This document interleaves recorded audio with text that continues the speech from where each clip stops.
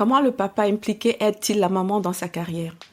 Comment encourager les entreprises réfractaires à mieux reconnaître la place du père salarié?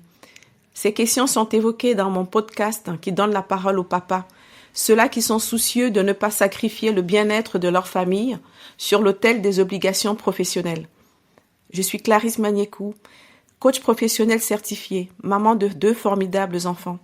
J'accompagne les femmes salariées ou entrepreneuses à concilier au mieux au quotidien la vie privée et la vie professionnelle. Et si nous écoutions aussi les papas, nos alliés? Bienvenue dans mon podcast. Je vous souhaite une très belle écoute. Bonjour Raphaël. Salut Clarisse. Merci beaucoup d'être là ce matin dans mon podcast. J'espère que le petit Édouard va bien. Tu vas nous expliquer un petit peu comment est ta nouvelle vie de papa et je te laisse te présenter. Merci beaucoup. Ça marche. Je te rassure, le petit Édouard va très très bien. Alors sinon, de mon côté, je m'appelle Raphaël. Je suis le jeune papa d'un Édouard qui est né le 22 décembre 2024, qui a un peu plus de 2 mois maintenant, à l'heure où on fait ce podcast. Je suis un jeune papa complètement gaga et je me nourris à la fois d'Édouard et de mon nouveau rôle de jeune papa pour m'inspirer pour ma boîte, et en même temps je me nourris de ma boîte pour m'inspirer pour l'éducation de mon fils.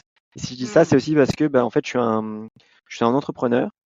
J'ai lancé une boîte qui s'appelle Faster Class, qui est un organisme de formation et de coaching, on va dire nouvelle génération, avec l'ambition d'avoir le plus grand impact possible sur les managers en un minimum de temps.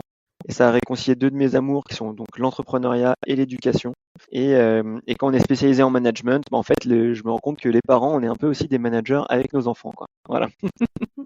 Je te suis sur LinkedIn, je lis tes publications et je sais que souvent tu fais le parallèle avec le management.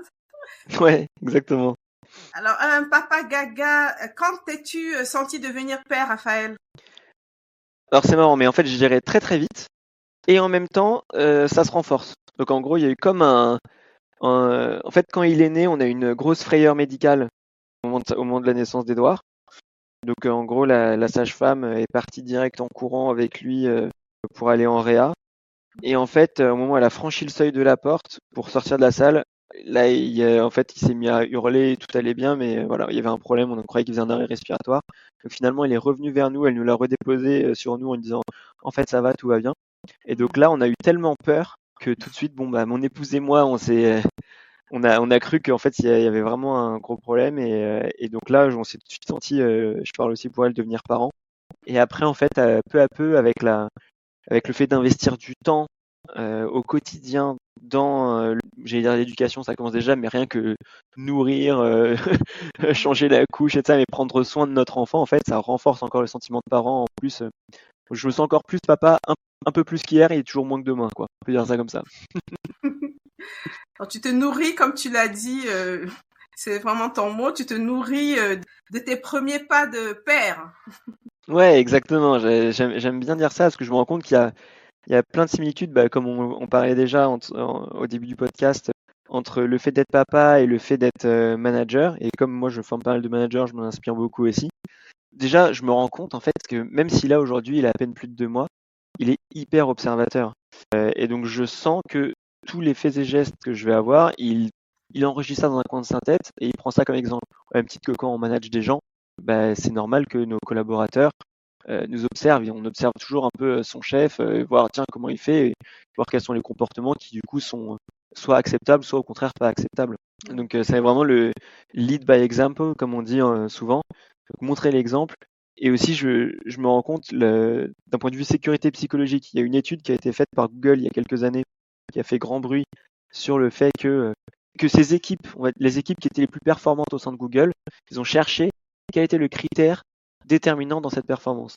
Et en gros, ils se sont rendus compte que le truc qui faisait que les équipes étaient les plus performantes, c'était pas ni leurs compétences, ni je sais pas quoi, c'était le fait qu'elles se sentent en sécurité psychologique. Et donc, c'est l'argument qui avait le critère qui avait le plus d'impact sur la performance. Et en fait, je me rends compte que, alors c'est pas pour de la performance encore, mais vis-à-vis de mon fils, j'ai pris ça en compte. Et en fait, au début, par exemple, on voulait pas trop le porter dans nos bras on avait peur de trop le porter dans nos bras, on va dire, parce que on se disait mais il va s'y habituer, en fait, on pourra plus le coucher tout seul dans son lit, il pourra plus dormir sans être dans nos bras, etc. Et en fait, au début, du coup, on le portait pas trop et c'était un enfer de le coucher parce qu'en fait, il se sentait pas en sécurité psychologique, quoi. Il avait pas eu sa dose d'amour et de présence. Alors que là, maintenant, la journée, mais on passe son temps, ma femme et moi, à le porter dès qu'on peut, dès qu'on sent qu'il y a un petit truc. Et le soir, on le couche, il est complètement apaisé parce que toute la journée, il se sent bien, il sait qu'on est là et il se sent en sécurité, quoi. Hmm. Donc, vous Voilà. avez su réajuster votre manière d'être avec lui. Vous avez écouté aussi votre intuition de parent. Je trouve que c'est important d'écouter aussi ce qu'on ressent soi-même en tant que parent et les besoins de son enfant. Et bravo à Ah tous ouais, les carrément. deux. Carrément. En fait, je me rends compte que quand même la nature est bien faite, quoi. Et quand on a des intuitions ou des envies ou des choses comme ça, souvent c'est que en tout cas quand c'est d'un point de vue parent-enfant, au début c'est quand même assez bien fait et souvent c'est globalement ce qu'il faut faire, quoi. Et au même titre que l'enfant, on s'est rendu compte que très vite, nous, à partir de la 5e semaine, quand je m'occupais de lui, Édouard me souriait. Donc je trouvais ça génial et moi ça me donnait encore plus envie de m'occuper de lui, quoi. Donc je me dis mais trop cool, il me sourit, il est content, il aime que je m'occupe de lui, etc. C'est un réflexe qui est complètement naturel, c'est vraiment la sélection naturelle, quoi. C'est le darwinisme à l'état pur, à mon avis. C'est juste quand j'avais regardé, c'est juste que les bébés qui sourient plus tôt, en fait les gens aiment s'occuper d'eux et donc c'est eux qui survivaient. Et ceux qui sourient moins, les gens aiment moins s'occuper d'eux et survivaient moins quand on était encore des hommes des cavernes, quoi. Et donc, et là pareil, d'ailleurs il y a un parallèle avec le boulot, c'est-à-dire que c'est l'importance du feedback positif, quoi. On s'occupe, il me dit grâce par son sourire qu'en gros c'est bien que je m'occupe de lui et qu'il aime ça et le résultat c'est qu'il est joyeux. Et sous-entendu, la prochaine fois, quand tu t'occupes de moi et je serai joyeux. Et c'est là où je me dis, mais tiens, c'est dommage parce que un des premiers comportements humains qu'on apprend, en gros, c'est, on va dire, le feedback positif. Et c'est quelque chose qu'on perd ensuite dans nos entreprises. On est très fort pour dire ce qui va pas et faire des feedbacks négatifs et tout ça, et des critiques et tout. Mais alors, les feedbacks positifs, alors que toute la journée, on bosse pour nos boîtes et donc, au quotidien, on fait des trucs bien pour faire avancer nos boîtes, et la dernière fois, j'ai lu une étude que plus de 50% des gens considéraient manquer de reconnaissance, quoi. Enfin, trouvaient qu'ils manquaient de reconnaissance. Et donc voilà, donc on a un petit sujet sur le feedback positif. Et donc là, c'est plutôt dans le monde pro, je pense qu'on pourrait s'inspirer de nos bébés qui ont 5-6 semaines, quoi. Oui, la reconnaissance, c'est un levier puissant pour l'engagement professionnel, pour la motivation, pour le bien-être au travail, tout à fait. Et Ouais. donc, Édouard, à la maison, t'apporte cet ingrédient au quotidien. C'est Ah bah ouais, formidable. carrément. C'est hyper gratifiant en fait de s'occuper de son petit. Et j'ai beaucoup de chance parce que donc je suis patron de ma propre boîte. Dans ma boîte, j'ai mis tout le monde est en 100% télétravail à volonté. Donc moi en fait là, je suis 100% chez moi, quoi. Mm. Donc dès que je finis une grosse tâche et j'ai besoin de faire une pause, mon épouse est encore en congé mat, moi je peux aller la soulager, me jouer 5-10 minutes avec Édouard, le porter, lui changer la couche.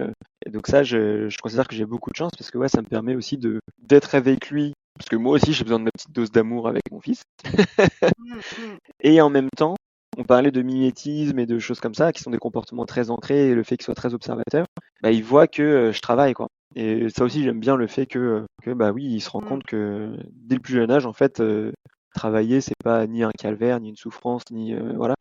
Travailler, c'est quelque chose qui ça peut même le faire aimer bosser, en fait, de voir son père et plus tard sa mère travailler au quotidien.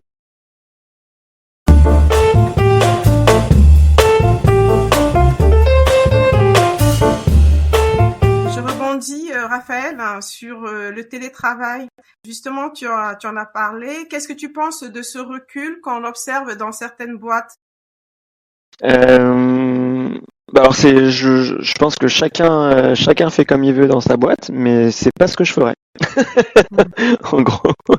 Mais non, globalement, les dernières études qui sont sorties montrent que le télétravail, pardon, n'est pas responsable de baisse de productivité. Évidemment, comme dans tout, il peut y avoir des abus. Mais c'est dommage de faire une règle restrictive pour 100% des gens quand il y a une minorité qui abuse. À l'inverse, en ayant une politique très restrictive sur le télétravail, ceux qui s'épanouissent et qui aiment cet environnement et qui du coup se donnent à fond parce ils sont contents de pouvoir être parfois en télétravail, vont être du coup moins motivés et eux vont aussi perdre de la productivité. Donc l'un dans l'autre, en fait, on n'est pas forcément plus productif en étant obligé d'aller 100% au bureau. Après, c'est important d'avoir des temps en commun ensemble. Par exemple, moi, dans mon entreprise, on se retrouve quand même tous les mois pendant 2 jours ensemble pour vivre des moments ensemble. Ça n'empêche pas qu'après, le reste du temps, on soit généralement tous en télétravail et qu'on puisse aller à fond sur tous nos sujets. Et s'il y a le moindre truc, on s'appelle, on se fait une visio, on s'envoie un message et voilà. Après, je pense que du coup, les entreprises qui font revenir les gens au bureau prennent l'excuse de la productivité, mais pour une partie d'entre elles, elles savent qu'en fait, il n'y aura pas d'impact bénéfique sur la productivité, et elles font ça en fait pour une raison un peu cachée, qui est de se dire, tous ceux, en fait, on doit réduire les effectifs, et donc tous ceux qui seront contre le fait que je les force à revenir au bureau démissionneront et j'aurai pas à les licencier. Donc c'est une manière de déguiser, à mon avis, de se séparer d'une partie de son personnel. Voilà pour le sujet un peu télétravail.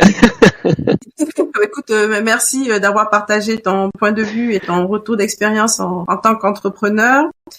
Comment concrètement as-tu pris ta place de père? Est-ce que vous avez établi une sorte de chasse gardée? Est-ce que c'est toi qui t'occupes en particulier du bain, de langer le soir, ou c'est en fonction de l'énergie de l'un et de l'autre? Alors il y a eu 2 périodes assez différentes.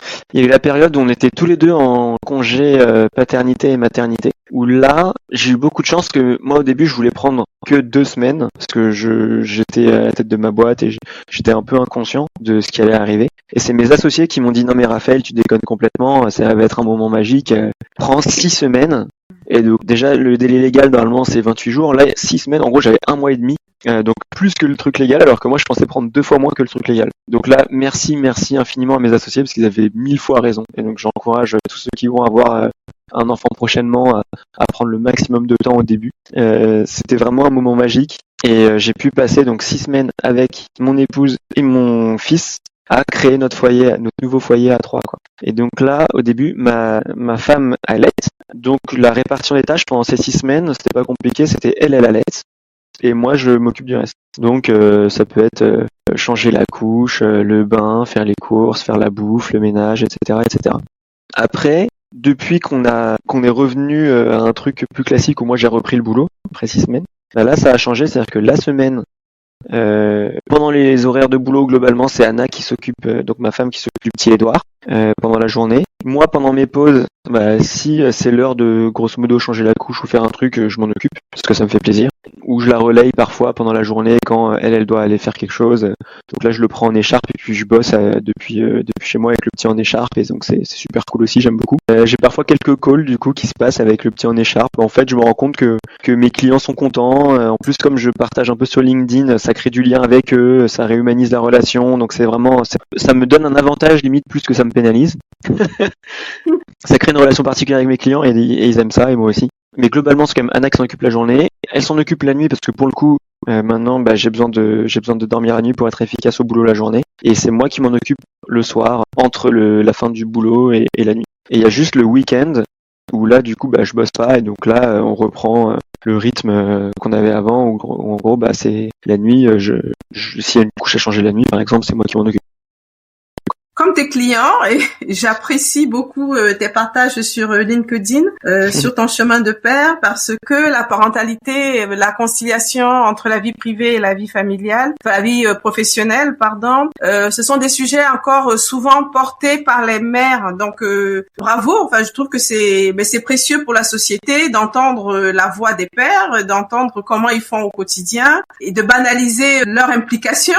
Autrement, on entendra encore longtemps, ils t'aident à la maison, c'est un chouette papa parce qu'il lange et parce qu'il donne le bain.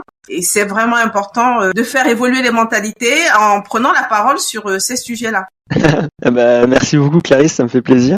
Si je peux apporter ma pierre à l'édifice, c'est top. Moi, j'avoue que je faisais pas ça du tout pour ça à la base. C'était vraiment quelque chose qui venait du cœur. Je faisais mes petits parallèles avec le management. Et puis j'ai beaucoup de joie à voir mon fils et donc je partage parce que quand on est content, on a envie de partager notre joie. Mais si en plus ça aide à dédramatiser la chose ou que des papas aussi osent plus, faire plus, s'impliquer plus dans leur paternité et tout ça, et que ce soit pas les mamans qui portent tout, moi ça me fait super plaisir, quoi. Oui, c'est vraiment du win-win parce que autrement le père reste dans son rôle d'assistant, de parent secondaire, alors qu'il y a de plus en plus de pères impliqués qui adorent ça, qui l'assument et qui chantent leur joie sur LinkedIn comme toi, et bravo. Ils sont pas assez nombreux, donc Ouais, non, c'est bravo. cool. Non, mais après je comprends aussi que certains sont réticents à le faire parce que tu vois quand je le fais, maintenant je suis obligé de mettre un petit message en PS dans mes posts en disant ceux qui sont pas d'accord avec ça, laissez-moi tranquille, quoi. Parce que j'ai reçu des commentaires désagréables en message, enfin en commentaire de mes posts ou même en message privé. Après en message privé, c'était plus souvent quand même des gens qui étaient bienveillants et qui me donc c'était pas si désagréable que ça, mais ceux qui, vu qu'ils prenaient déjà le soin de le faire en privé et pas en commentaire public, mais il y en a qui s'en donnent à cœur joie en commentaire public et qui font pas plaisir. Mais après j'ai réussi à prendre du recul aussi là-dessus en me disant que bah voilà, sur les centaines de commentaires que j'ai reçus, bah en fait j'en ai même pas 5 qui étaient désobligeants. Et qu'en fait c'est vraiment une minorité qui, je sais pas pourquoi, il y a toujours une minorité comme ça qui veut qui a envie d'embêter les autres. Mais donc voilà, je vais pouvoir continuer à le faire. Oui, c'est une belle dynamique de couple. Tu as pris 6 semaines, donc tu es allé au-delà des 28 jours réglementaires. Qu'est-ce que tu penses de l'alignement du congé, de la durée du congé paternité sur celle du congé maternité, Raphaël? Ah bah, je pense que si à un moment on veut arriver à vraiment une égalité entre les sexes, une égalité homme-femme, l'idéal pour y arriver, ça serait qu'on ait le même temps de congé pat et congé mat, quoi. Parce que tant qu'il y aura une différence, un recruteur sera tenté de se dire ah ouais mais bon elle si elle me part 6 mois alors que lui il me part que 28 jours en cas d'enfant, bon bah voilà. Donc au moins si c'est du moite-moite, enfin si c'est les deux pareils, il n'y a plus de questions qui se posent sur le sujet, quoi. Oui, notre voisine espagnole a finalement réformé son régime juridique pour aligner la durée du congé paternité sur celle du congé maternité. Donc, je pense que c'est mais c'est génial ça. de la volonté, c'est du courage. Je pense qu'il faut mettre ce qu'il faut sur la table en termes de budget et suivre aussi l'évolution de la société et les attentes des familles. Ah ouais, c'est clair. Ouais. Après, faut qu'on se donne les moyens et les moyens de le faire. Donc bon, ça va coûter quelque chose. Je pense que dans tous les cas, on a beaucoup d'économies à faire par ailleurs et que ça serait de l'argent qui serait mieux dépensé que beaucoup de sujets où on dépense beaucoup d'argent aujourd'hui. On va dire ça comme ça.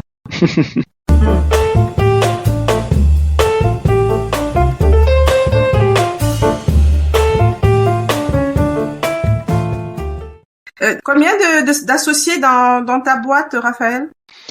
On est 4 associés. D'autres pères comme toi ou tu es le seul jeune papa aujourd'hui? Non, je suis le premier pour l'instant, le premier et le seul. Après, c'est possible qu'il y en ait d'autres qui suivent dans pas très longtemps. Donc, c'est aussi pour ça que quand j'ai dit que j'allais me prendre que 2 semaines, il y en a qui ont fait attends, Raphaël, là tu vas. Bah, on parlait d'ailleurs du fait que les gens observent et ensuite c'est un exemple que je montre quoi. Vu que je suis le patron de la boîte. Si je prends que 2 semaines, après tout le monde peut se dire ok, en fait c'est chaud de prendre du temps. Alors que là, en étant le patron de la boîte et en prenant le temps et en ayant coupé vraiment pendant 6 semaines en ayant vraiment coupé quoi. C'était pas en mode je lisais mes mails tous les jours. Tu incarnes ce nouveau père présent que tu as voulu être et je trouve ça formidable que ton équipe t'ait encouragé à aller au-delà de ce que tu avais prévu de prendre comme durée de congé paternité. Ouais, c'est toujours plus facile les pratiques. Si j'avais dit non mais vous pouvez prendre autant que vous voulez, mais tout le monde peut faire ce qu'il veut dans la boîte, 4 semaines, 6 semaines et tout ça, mais que moi en fait j'avais pris que 2 semaines. Les gens ils auraient dit ah oui ok j'ai le droit de faire ce que je veux, mais bon lui en fait il préfère qu'on fasse ça quand même vu que lui il fait comme ça. Alors que là le fait d'avoir vraiment moi-même pris 6 semaines, bon bah en fait voilà si je dis à tout le monde que tout le monde peut prendre 6 semaines, moi-même je le fais, donc tout le monde peut le faire quoi. Oui, c'est vraiment important d'autoriser les autres à faire ou à prendre une décision en incarnant soi-même ce qu'on affiche. Ouais, exactement. Tu as parlé des compétences des parents qui peuvent être transposées en entreprise. Qu'est-ce que tu dirais justement, quel message ferais-tu passer à ces dirigeants d'entreprise qui voient encore parfois la parentalité comme un frein à l'engagement professionnel, comme incompatible avec la productivité? Alors je dirais que ils ont raison sur le fait que devenir parent, ça prend du temps. Mais la qualité est plus importante que la quantité, on va dire c'est comme ça. Et donc quand on devient parent, moi ce que je ressens déjà c'est que je suis devenu une machine à prioriser, beaucoup plus qu'avant. Donc vraiment à chaque fois je me dis ok, c'est quoi le plus important à faire maintenant parce que je sais que mon temps est potentiellement compté. Et donc en fait je deviens plus efficace dans ce que je fais, mais aussi je fais vraiment les trucs qui comptent. Et donc ça joue beaucoup. Avant j'avais plus de temps, et comme j'avais plus de temps, j'étais moins efficace. Et puis après, en fait, les trucs qui comptaient, je me posais pas vraiment la question de qu'est-ce qui compte aujourd'hui que je dois faire maintenant. Voilà, donc ça c'est une première chose. Et la deuxième chose, c'est que maintenant je me rends compte depuis que je suis devenu papa, mon enfant, c'est hyper important pour moi, quoi. Et donc en fait, si j'ai ma boîte ou n'importe qui fait un truc qui est bon pour mon enfant, je suis hyper reconnaissant. Dès que je suis plus content quand on offre un cadeau à mon enfant que quand on m'offre un cadeau à moi, quoi. Je suis plus content. Voilà, donc en fait, si mon entreprise a des pratiques qui sont bénéfiques pour mon enfant, je serais hyper heureux de travailler dans cette boîte-là et je voudrais me déchirer pour cette boîte-là et pour lui rendre ce qu'elle me donne en fait. Alors que si à l'inverse, elle me fait sentir que mon gosse c'est mon problème et qu'elle n'a rien à secouer et qu'elle va rien faciliter de ce point de vue-là, si j'ai une autre entreprise qui a pas les mêmes pratiques et qui a l'air plus bienveillante, je me dis que je me sentirais certainement mieux dans l'autre entreprise. Et en tout cas, ça me donne pas envie de me déchirer pour la boîte dans laquelle je serai. Merci. Ça permet de voir que le père ou la mère, le parent développe des compétences qui ne sont pas du tout incompatibles, au contraire, avec l'entreprise, avec ses projets, ses prestations, et qui peuvent parfois faire grandir les collaborateurs, finalement, toutes les parties prenantes, et les clients y compris. Ah oui, carrément. Mais d'ailleurs, il y a une expression en anglais que je trouve horrible, c'est work-life balance. Donc en gros, ce qu'on traduit par l'équilibre vie pro, vie perso en français, mais ça c'est un peu moins horrible. Mais le work-life balance, donc l'équilibre entre le travail et la vie, moi je trouve ça, conceptuellement déjà il y a un problème, quoi. C'est comme si le travail ne faisait pas partie de la vie. J'ai la vie d'un côté et le travail de l'autre, et il faut que je trouve un équilibre entre les deux. Alors que, je suis désolé, mais moi j'ai qu'un cerveau, qu'un corps, qu'un cœur, et j'ai qu'une vie. Le travail fait partie de ma vie, et donc j'ai envie que mon travail, ça se passe bien, quoi. Et j'ai beaucoup de relations sociales qui se passent au travail, à la fois avec mes partenaires, avec mes collègues, avec mes associés, avec mes clients, avec mes fournisseurs. Et en fait, le boulot, j'ai qu'une vie. Je m'appelle Raphaël et j'ai ma même vie que je sois au boulot ou pas au boulot. Et donc, j'ai envie que ça se passe bien. Et le boulot, c'est des relations entre humains. Ok, il faut être rationnel dans le boulot, mais ça n'empêche que quand je parle avec mon banquier, c'est un humain. Quand je parle avec mon comptable, c'est un humain. Quand je parle avec un de nos formateurs, c'est des humains qui ont tous des émotions. Mes clients, c'est des humains qui ont des émotions, qui peuvent me trouver soit sympathique, soit antipathique, avoir envie de bosser avec moi ou ne pas avoir envie de bosser avec moi selon mes valeurs, indépendamment de mon produit, parce qu'ils peuvent soit m'aimer, soit me détester moi à titre personnel. Et donc bref, je préfère quand ça se passe bien entre humains et qu'on s'entend bien. Et donc pour ça, ma manière d'être est une manière qui est assez élevée. Je pousse pas mal le curseur de l'authenticité. Et je suis ravi de leur partager. Oui, si j'ai un enfant et que ça me fait plaisir, je leur dis. Eux, parfois, du coup aussi, ils se mettent à me parler de leurs enfants. Et puis en fait, ça renforce nos liens, quoi.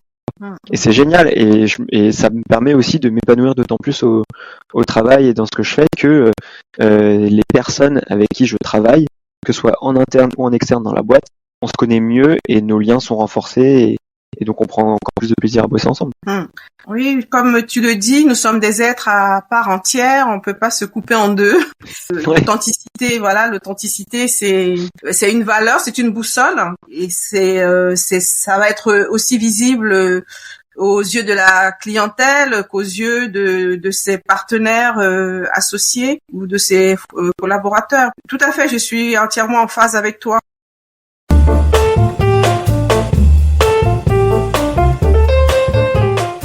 Raphaël, si tu avais une baguette magique, comment tu aiderais un jeune papa à être heureux, à être gaga, à être aussi bien heureux dans sa vie privée que dans sa vie professionnelle? Oh, waouh, ça, je sais même pas s'il y a des psys qui ont la réponse à ça. Mais Est-ce que tu as des astuces, tu vois, des astuces que tu peux partager avec un jeune papa? je vais reprendre un truc que me dit mon père depuis que je suis tout petit, et qui lui-même, c'est son père qui lui disait ça.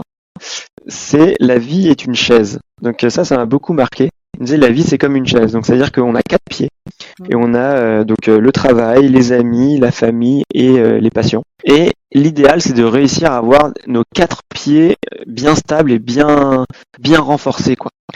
Et de pas mettre tous les œufs dans le même panier.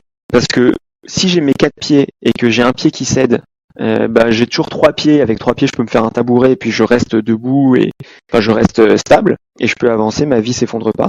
Alors que si je fais l'équilibriste et que je mets tous mes œufs dans un seul panier, et très généralement, ça peut être par exemple ceux qui mettent tout dans leur boulot ou ceux qui mettent tout à l'inverse dans leurs enfants et qui oublient tout le reste. Mais là aussi, quand les enfants partent, ça peut être un problème. Leur vie peut s'effondrer. Mais donc, si je vais reprendre l'exemple du boulot, c'est ceux qui mettent tout dans leur boulot. 50 ans de carrière, ça va être long.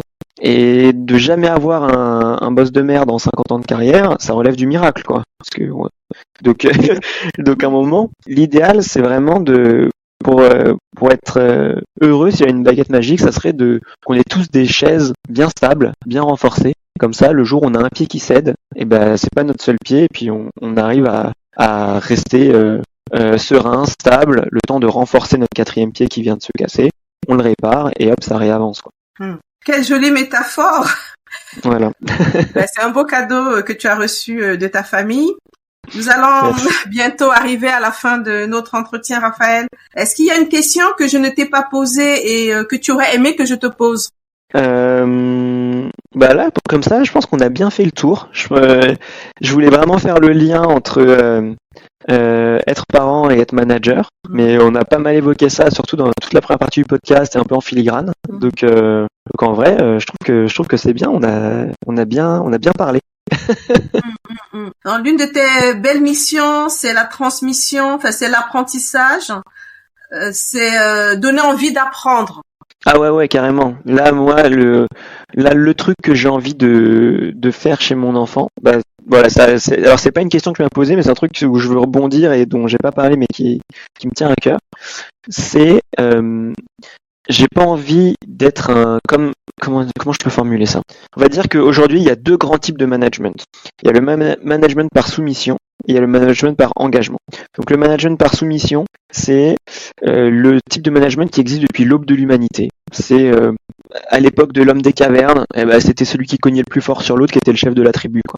Voilà. Et donc c'est managé par la peur, c'est montrer les attributs de puissance, de richesse, avoir la plus grosse voiture, la place réservée sur le parking la plus proche de l'ascenseur pour monter ensuite aller au dernier étage de la tour avec la plus belle vue, etc., etc.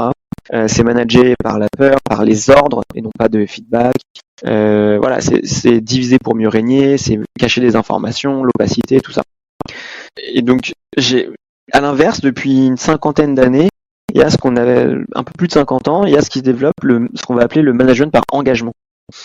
Et donc là, c'est un manager qui, à l'inverse, n'a pas d'ego, mais qui est comme le manager par soumission, mais qui est très humble, qui va ne pas cacher les informations, mais au contraire va les partager pour faire travailler l'intelligence collective, qui va ne pas passer son temps à donner des ordres, mais va plutôt donner des feedbacks pour avoir un impact à long terme plutôt qu'un impact à court terme, qui ne va pas manager par la peur, mais plutôt par la confiance, etc., etc. Ça, c'est ce que j'ai vraiment envie de donner à mon enfant et à mes futurs enfants aussi, il y en aura sûrement d'autres. J'ai envie de les engager et d'être avec eux une espèce de manager par engagement et de susciter l'envie. J'ai pas envie de leur dire en mode ordre, Édouard, il faut que tu travailles, Édouard, il faut faire ci, non, Édouard, on fait pas ci, on fait pas ça, Édouard, je sais pas quoi. J'ai envie qu'avec mon épouse, on soit suffisamment malin pour lui donner envie de bosser, pour lui donner envie d'être curieux, envie de lire, envie d'apprendre de la musique, envie d'aller faire du sport, envie de voir ses potes, etc., etc. Voilà. Mais donc c'est de réussir à l'engager, à susciter l'envie, plutôt que de juste dire il faut faire comme ci, il faut faire comme ça. Ça, c'est un truc qui m'est inspiré des théories managériales, mais que j'ai vraiment envie de réussir avec mon enfant. Donner envie, donc engager, l'engagement et le plaisir, d'où un papa gaga. Voilà, bien résumé.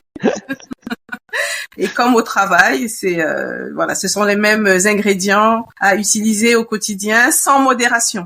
Ouais, exactement, complètement. Je te remercie beaucoup, Raphaël, pour ce partage, d'avoir pris le temps de nous expliquer ton chemin de père et ta dynamique familiale et plein de bonnes choses à Édouard et à ses parents. Merci beaucoup, Clarisse, c'était un vrai plaisir. Merci de m'avoir invité. Et puis, à très bientôt. À très bientôt. Merci encore. Chers auditeurs, un grand merci pour votre écoute. Pour soutenir mon podcast, vous pouvez vous abonner sur votre plateforme préférée. Vous pouvez aussi le partager ou mettre des commentaires. N'hésitez pas à me suivre sur LinkedIn. Je vous dis donc à très bientôt.